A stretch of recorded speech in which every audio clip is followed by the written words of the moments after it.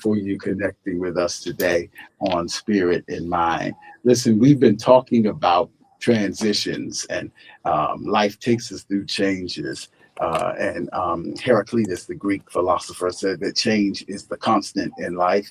And so we've been talking about it for some time now because really, to live is to go through transitions in various ways. And we've talked about the realities of geographical transitions. We've talked about developmental transitions. We've talked about social transitions from one social circle to another. We've talked about various types of growth and development. And now we've moved to like, okay, getting into the new place and settling in to this, at least this transition or stage of stability that we have, because you can't argue that life is kind of like this flux between seasons of stability and seasons of transition, and then seasons of stability and then seasons of transition. So we're alternating back and forth because the broadness of our audience. Some of you may be in a place where you've settled in, and others of you may just be experiencing a shift and the feelings of loss and even the feelings of happiness and the mixed emotions, happy sadness, if you will, of life's transition. So we've offered some suggestions real quick, and then Dr. Shepard, just to recap for those, we've talked about the importance of accepting the reality of change, to holding to God's unchanging hand, the role of faith in the midst of transitions. In fact, the hymn writer said, "Time is filled with swift transition, but I'm holding on to the unchanging hand of God, because He's the God who said to Malachi, 'I am the Lord, and I change not.'" So, in the midst of all the changes of life, there is a consistency to the God of our faith. And then, so accept the reality. We talked about acknowledging the grief. That yes, there are some moments I'm changing and I'm going through some shifts and some things, and I'm feeling the loss. Um, we've talked about what I would call a locus of control check, which is really the serenity prayer. Help me to accept the things I cannot change, the courage to change the things I can, and the wisdom to know the difference. And so we've talked just in terms of those about some of the ways that we can help go through the transition, because coping skills are essential, healthy coping skills in the midst of the transition. So that's just a little bit of a recap. Dr. Shepard's going to take us further into today's content and discussion, and we look forward to, again, you can call in at 443-380-2803 or join us in the chat on the streaming line. Thank you, Bishop. And we are so excited that people are already joining us in the chat. And thank you, Angela Perkins and Sandra McCrae, for greeting us. And please go ahead and let us know that you are listening and that you are watching and that you're even listening on the radio. Call into the show 443-380-2803. We want to bust that myth that no one wants to talk about transitions, Bishop. Right. We're going through it, but no one wants to talk about it. But I tell you, where we left off last week was so powerful. I received some messages about last week's show, right? Within the last 2 weeks, and we've been talking about the difference between knowing if you're at a rest stop or the final destination. And that really has been staying with me, Bishop, as we are in transition, as we're on this journey.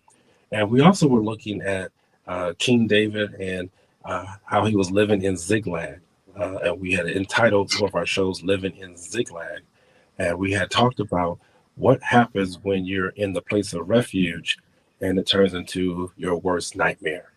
That Those two questions really stayed with me, Bishop. Knowing the difference, I don't know if the first was necessarily a question, but just knowing the difference between the rest stop versus the final destination, and what happens if you get to that destination as a place of refuge. You were good, you're hiding from the enemy, and then it ends up being your worst nightmare. And Bishop, I really want to stick with that because it resonated with so many different people. Because people find it very hard to know as they're in transition, is this a place where I should make a stop, or is this actually where I should be at and set up camp? Knowing that difference between a rest stop and the final destination. And I'll just lead off real quick and then Bishop will take over. But even in my study time today and in prayer time, I was just thinking about the mindset of how do you know the difference between if you're at the rest stop or if you're at the final destination? And it really takes a faith mindset. It takes the right mindset. It takes a determined mindset to know. And in that mindset, you have to recognize those distractors. So that's my first point I'm going to put out. How do you recognize if you're at a rest stop versus a final destination? Look at if there are distractors present that will help in choosing if this is a final stop for you or is it a rest stop for you. Well, what are you talking about, Dr. Shepard? Well, there are decisions that are made out of our mindsets. Many times we make decisions out of a rushed mindset. We're worrying, we're stressed, we're frustrated, and we'll make decisions. We'll make some critical decisions when we're in the wrong mindset. And I understand how that is because honestly, I believe that there are many things that we will put on ourselves because we get distracted. We allow ourselves to get distracted, and the enemy himself will distract us. He doesn't have power over us, but he will distract us so that our mindsets get clogged up. I don't know if anyone out there does laundry, but if you have a dryer at your house and you know that there is that filter, and if that filter stays clogged, it will not dry those clothes as well as it should. And so sometimes we have to make sure that sometimes we have to make sure that filter is clean. Otherwise, those towels and those other things that we put into the dryer, they won't dry as fast. And it's a distractor. And you get frustrated looking at the dryer like, what's wrong with you? I got to go buy a new one. No, it's because the filter is clogged. And so it really let me know, Bishop, that sometimes we don't know if we're at the right stop, the rest stop, or the final destination because we got distracted and we just ended up at a destination and we don't know whether or not is it really meant to be for me to stay here or just stay here for a few days, a few years, or is this really the final destination? So we want to make sure we're recognizing those distractors. There was one example also that I heard even this past week. People commonly would tell me, "Hey, Shepard, I was going to be a doctor too, but I just couldn't grasp that math or science. I just couldn't do it. It was just too hard for me." And they decided to choose another profession. They decided to choose something else. And sometimes I wonder, like, man, do we end up settling and or giving up because something seems a little bit too hard for us? Even though we know that that was the ultimate goal, we know that this is what we desire, we know that that's what our passion is, but now we ended up settling because we got distracted because something came too hard. Something became too frustrating for us. It's something that we didn't want to do anymore. And so, Bishop, that's what I was really pondering this morning, that these distractors, how do we recognize these distractors and how do we allow these distractors to infiltrate our mindsets to where it doesn't help us to recognize, hey, am I at a rest stop or am I at a final destination as I'm going through this life of transitions?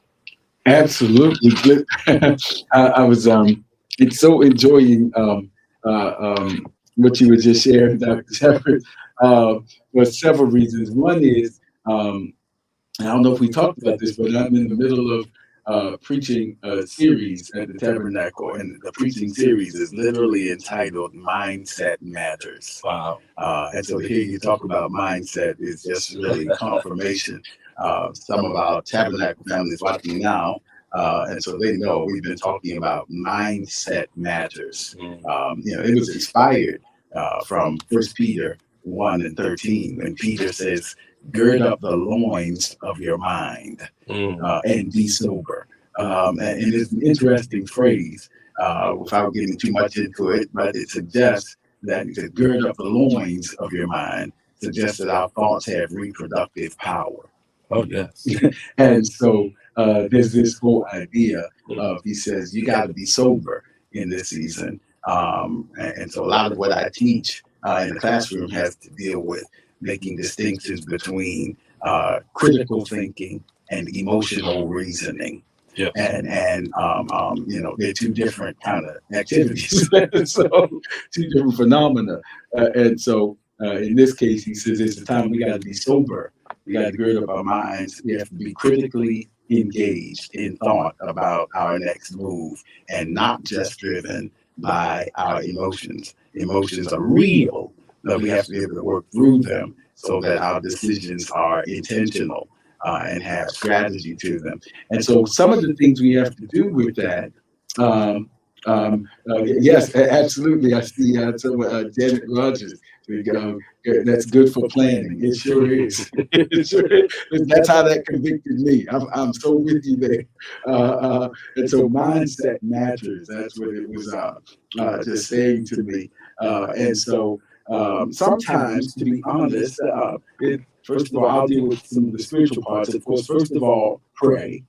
But my definition of prayer, and I come from the position that we can't cheapen what prayer is in terms of just thinking of it as a drop off kind of thing. Like we're driving through the drive through, saying, I want this, give me this, give me that. And then when we turn the corner, we want the server to have it. And then we just pull off and go about our business. But that's not really prayer in the fullest biblical sense. Prayer is really not a monologue, but a dialogue. And it gives God time to respond. And God responds in various kinds of ways. And it's what we call in spiritual formation and spiritual development disciplines as contemplative prayer. Where we, as the psalmist said, in that law does he meditate both day and night, where we work through our issues and where we allow God to do the scripture say, search me and know me. Show me my inner thoughts. In the language of to make it a little psycho-spiritual, show me my core beliefs. show me my internal dialogue. Show me the things that are shaping my decisions, and show me what I need to work through so that I can separate avoidance from attachment issues. Because when we're talking about whether I should stay in this place or whether I should go from this place, usually one of those are influencing. I'm either overly attached and don't want to let go, or I'm avoiding a difficult situation that I'm not supposed to leave, but I'm supposed to work through. But my avoidance issues are causing me to flee, which is a trauma response. And so am I being avoidant, or am I being, this is a time for attachment? And so you have to work through those. And I emphasize the word work because it surprises people sometimes to know that self-development and self-improvement is work for all of us. It's work. Actually, that's the heart of it. There's middle phase work. That's there's intro and intake, and then there's termination. But between intake and termination, there's middle phase work where we're working and seeing our stuff. And so that's very relevant when it concerns our environment. Am I attached? Am I avoidant? If I am attached, how am I attached? Am I anxiously attached? Am I secure in my attachment in this place?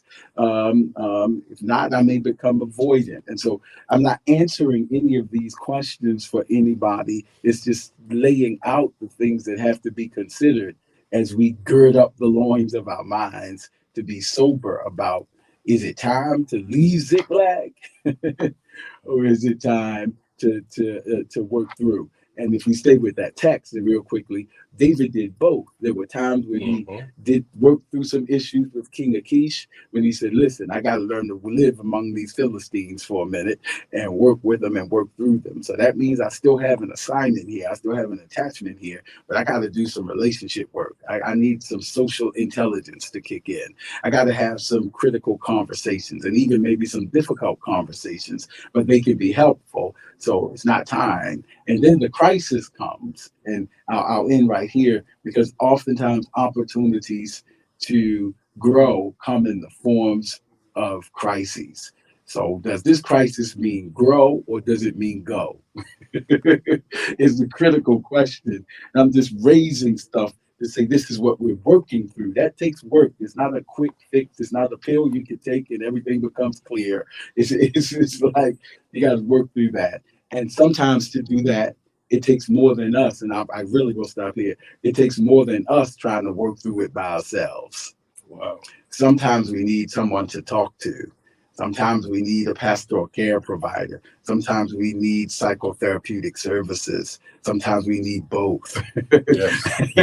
So a critical collaboration, if you will. But the point is, what it means is that I want to work through these issues and I don't want to try to self indulge because I may not be able to see my own hindrances and blockages. And so I need help. So there's help and hope for anybody who's in those places. Dr. Shepherd, please take us further. And thank you, Bishop, for laying that out so clearly. Is that as you are deciding, really look and see, are you avoiding or something that may be attached that you are trying to hold on to? You know, as Bishop said, we're not trying to necessarily give advice to what you need to do right now. We're trying to help you to make the assessments. Right. That really is what we're providing, because there's so many different unique situations that can be applied to what we're talking about today. Please do not take this and then run to your pastor and say, "Oh my Lord, I was on listen to Spirit in Mind. It's time for me to leave that church." That Right. is not Please. what we are saying. And don't even run and tell your doctor, "Oh my Lord, they told me that I need to avoid this medication." That is not what we are saying. I just want to make sure we're clear, because I can kind of feel that, Right. because people are always looking and grasping for that next move. And what I can hear the Spirit saying is that you need to stop and assess. You need to really look and make sure you're not distracted. And I felt what you were saying, Bishop, because so many times we will make decisions when we are distracted. We'll get distracted while we're driving. Mhm. And yes, I know you're listening to us even while some of you are driving, and some of you might even have to pull over because the Lord is speaking to you right now. But we want to make sure you are not distracted, because when you are distracted even while driving, you will tend to make errors. You'll tend to get into accidents. You'll tend to cause a someone else to get hurt. Isn't that something who wasn't even bothering you? And then you find yourself, you are unscathed. And that's the thing that really trips me out, is that when those who are drunk, many times they survive the accident, but it's the person who was minding their own business who gets hurt because of the distractors, because of the being under the influence. And so we really are, man, Bishop, I tell you, this is good. I feel that analogy right there about driving is good, because I know, like you said, we get distracted and we may think we're handling all of it. Get a good text line going and we texting and driving, but the data shows that our driving skills are being affected. Yes. Even though we think, because our world is small, in my little vehicle, but ask the person behind you. Wow. Ask the person in the other lane. Right. And they will have a different, man. That analogy will preach. But keep Yes, sir. Because even when you are distracted like that, you can't even stop. They even have shown that when you're distracted like that, you literally go almost a whole football field before you realize that it's time to make a stop. And so that is so important. Let me just tell you something. There's something that I've heard, even played on this radio station, that Bishop Jakes says. I'm not sure if it's a direct quote, but it says there's nothing more powerful than a changed mind. That is so true. Mm-hmm. There's nothing more powerful than a changed mind. How does that flow with this, Dr. Shepherd? We're talking about mindset matters. And so in this year, 2024, which has been difficult for many of you all, I know that. I've even expressed on here personally how it's been difficult for me. But I want to let you know that my mindset matters. My mindset matters. That's how I'm able to be on this show each week, being able to deposit the faith, be able to give out the words of encouragement. Bishop is here to give out the words of encouragement, because even though we go through, we still have to have a determined mindset as we go through these transitions. I tell you, I'm not the same person even when I started January 1st of 2024, and now it's March 2nd.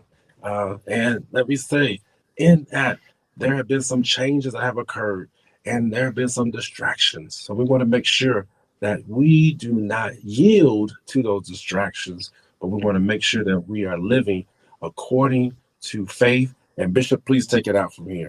Listen, so we're about to go. We're out of time. But listen, we hope Spirit of Mind's been a blessing to you, and we hope you got the core pieces. We'll pick up because Angela Perkins raised a great question: how can we help someone who's dealing with this place? And we'll pick up there perhaps next week. Listen, so we've done both. We count not ourselves to have apprehended. Here's my closing thought: I've done both. I've overstayed some stuff because I was attached when it was time to move from Ziklag. It's human, and I've left too early because avoidant issues kick in.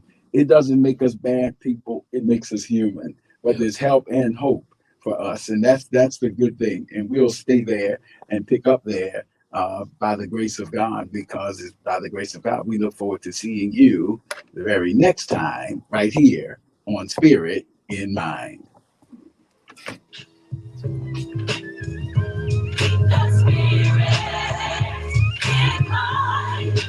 Don't forget to follow us on social media.